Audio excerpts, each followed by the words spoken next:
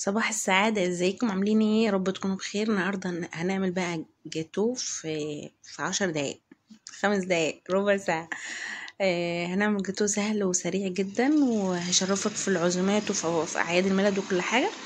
زي ما انتوا شايفين، انا جبت بسكوت سادة، اي بسكوت انتوا بتحبوه جيبوا بسكوت ارخص حاجة. هيعمل معاكم. وبص الكمية اللي انت عاوزاها. انا جبت 4 أو 5 بواكي من البسكوت، وهنزل عليه هضربه كويس في الكبة. على فكرة ما حطيتش الكمية كلها كمان، يعني ممكن تزودي انت الكمية على حسب ما انت حابة. حطيت عليها كاكاو، ده ممكن تحطيه خام او محلى. وطبعا حطيت سكر بودرة، بس ايه، السكر البودرة يعني ممكن ما تكتروش، على حسب. لو البسكوت بتاعك مسكر ما تكتريش من السكر. والكاكاو لو محلى برضو ما تكتريش. انا حطيت معلقتين من السكر وهضربهم كويس بقى خالص. بعد ما ضربت الاول فرمت البسكوت لوحده، هضرب بقى الكاكاو عشان يتخلط مع بعض كويس. هنزل بقى في البولة مكونات بسيطة خالص خالص خالص. يعني شوفوا انتوا، بسكوت وكاكاو وسكر بودرة، وعليه تلت كوباية من الزبدة، وكوباية حليب دي هنحطها في الاخر. يعني هننزل بالزبدة دلوقتي ونقلب.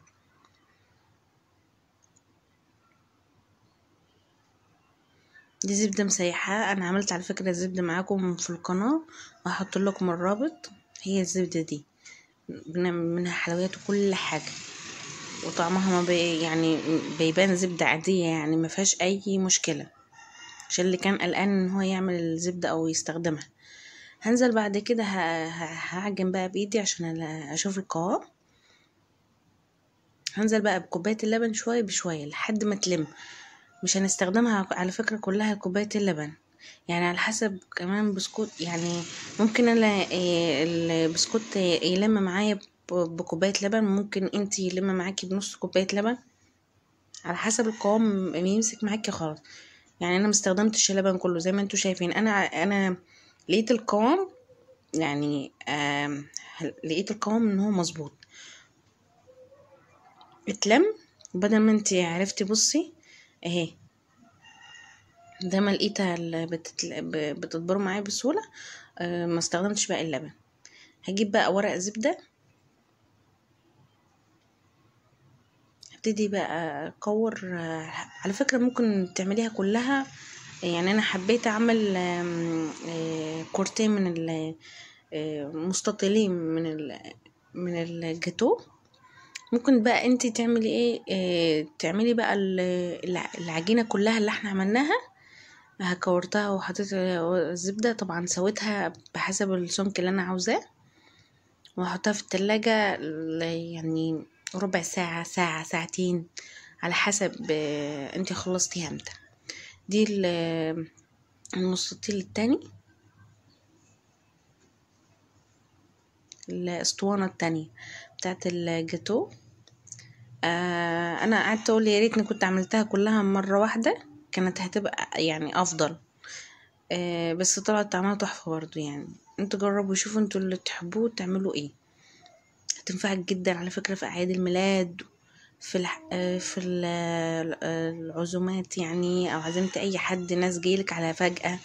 سريعة وسهلة على فكرة. يعني بص، ما كملتش معايا حتى في التلاجة، انا مخليتهاش كتير، انا كمان عشان جو برد ساعة، فهي مسكت معايا بكل سهولة.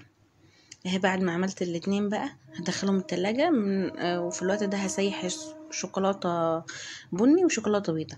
اللي هحط شوية زيت بس، ما تكتروش الزيت. يعني في الشوكولاتة البني او البيضة ما تكتروش خالص الزيت.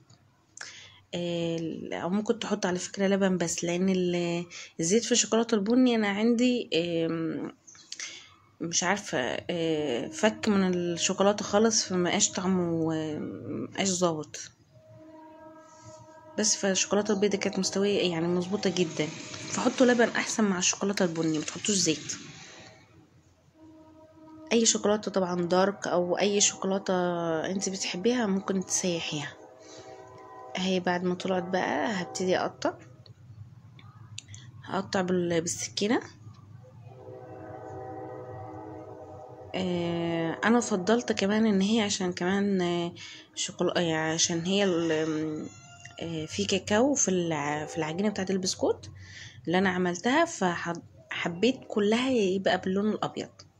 شكلها تحفة جدا، انت هتشوفوا معايا. شايفين الخطوات سهلة وبسيطة، ومكونات اصلا ما فيش مكونات معقدة خالص ولا مكلفة عليكي. هو البسكوت اللي هتجيبيه ومعلقتين سكر بودرة على حسب، كمان زي ما قلت لك على حسب السكر بتاع اللي انت يعني حباه، البسكوت قصدي، على حسب ان هو مسكر او مش مسكر.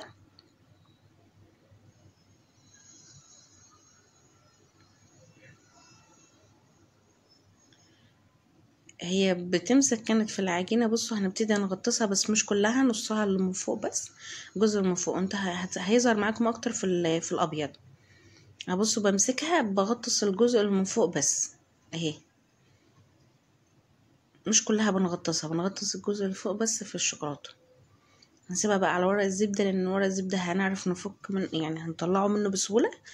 اما لو جبتي صينية ولا اي حاجة هتمسك هيمسك الجاتو في الصينية، لان الشوكولاته لسه لحد ما تمسك في قطعه الجاتو هتاخد يعني شويه كده.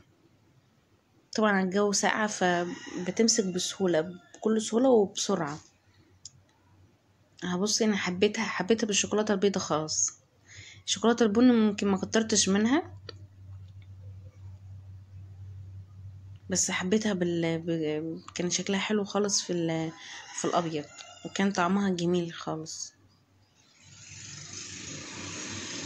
تعملوها بقى في رأس السنة قرب، تعملوها في الأعياد، في المناسبات، أي حاجة. شايفين بقى شكلت بقى سيئة باقي الشوكولاتة البيضة، حطيتها في كيس تلاجة وفتحت خرم صغير خالص كده وقعدت أشكل بيها. بواقي البسكوت اللي فضل عملته كورة. شيء الصراحة شكلها تحفة.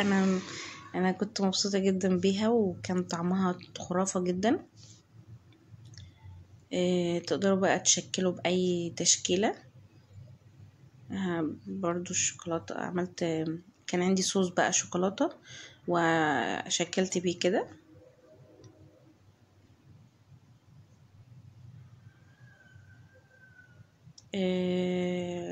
اعملوا بقى اشتراك في القناة وفعلوا زر الجرس وفرحوني، اشتركوا عندي ووصلوني ل1000 مشترك و4000 ساعة، عاوزة اوصل بقى ان شاء الله. يا رب يكون الفيديو عجبكم اشتركوا في القناة. والسلام عليكم ورحمة الله وبركاته.